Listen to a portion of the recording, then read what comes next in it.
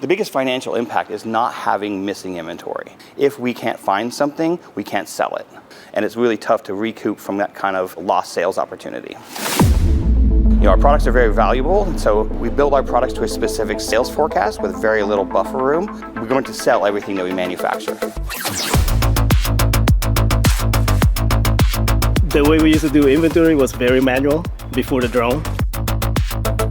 I usually have one cycle counter, and it probably takes him about 2 months to finish the cycle count. Now with Corvus One, we've able to repurpose that person for about 75% of what they're doing. And that's freed up about 120 hours for that employee to be doing something else per month. We deployed on a Monday. 2 weeks later, we're handing the keys over to the customer, and they are using the system to find inventory. Putting in the Corvus One was undisruptive to our business. We basically got it done during working hours without any downtime at all.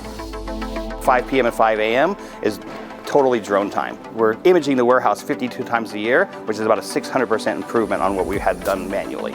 The occupancy reporting is best for inventory planning. With the Corvus drone, we know what our capacity is, so we know what we have is in terms of open space.